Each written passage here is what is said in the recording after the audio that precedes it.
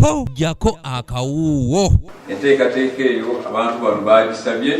Buli mwaka bayimaamu babeera n'emisomo egy'enjawulo nga beetooloolera ku miramwa egitali gimu nga ku mulundi guno bano essira bayitadde ku mbeera y'okwekulaakulanya mu maka.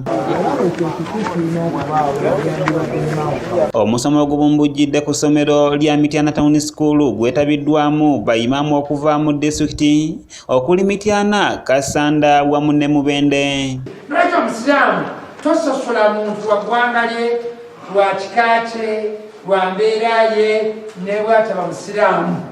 Okusinziira ku muvujjiriza omukulu ow'enteekateeka eno Hajji Abubakar Serunkuuma, omutandisi wa kampuni ya Ahu Company, enkozi y'amazzi aga Ahu Mineral Water esangibwa e Mityana akutte bokisi z'amazzi eziwerako n'aziwaayo okusobola okuyambako omukolo guno okutambula obulungi. Tweyise bulungi eri abantu bannaffe, tume kubavumaganya n'okwadde si basiraamu tekubayita bakafiiri. Bonna amala okuba tubayise tulabagazisa obusiraamu bwaffe ne bajja kubeera nga ne babwetaaga babuyingire ate nga nabo babwemaliddemu nga naffe batulaba bwe tubadde tumwebaliddemu. Hajji Abubakar Serunkuuma asinzidde ku mukolo guno n'asaba bayimaamu okulwana ennyo okulaba nga abasiraamu eddiini yaabwe bagitwala nga ya nsonga nnyo.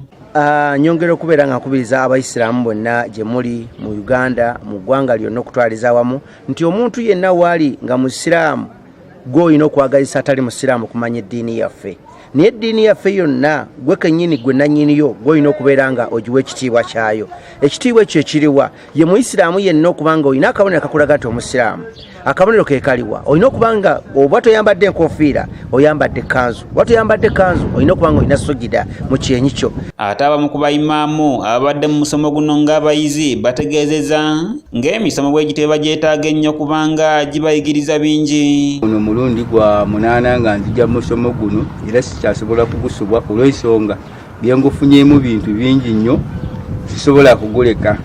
Ekisookera ddala kye ngufunamu mubaamu okumanyagana n'osobola okubeera ng'olaba imaamu we Katosi eyo yonna nga mumanyagana n'akumanya. Emisomo gye tusomye tugiganyuddwamu nnyo, tusobodde okubeera nti mu masigiri gyaffe tuba nti tuzzeeyo tujja kusobola okubeera nti tubeera bumu okubeera nti tulambulako ku basiraamu. Bakira omusomo gugenda mu maaso ng'abamu ku bayimaamu bali mu tulo beebase era abantu mu bitundu gye bava bandisanga obuzibu nga tewali mawulire ge batwalidde. Kirala kyengulabyeko omusomo guno okubeera nga bano abaguteekateeka mu butuufu bakwataganira wamu naffe ne batusomesa okubeera nga tugenda tubeere nga tukwataganira wamu n'abantu baffe ab'okubitundu. Bano oluvannyuma beesaze omuzikiti gwa Mityana Town School Masjidi okusaala era wano disitulikikazi w'e Mityana Ali Kasaliko Sempijja wasinzidde n'ategeeza nga bwe balina enteekateeka y'okussaawo ekitebe ky'obuyisiraamu e Mityana okutandika n'omwaka guno.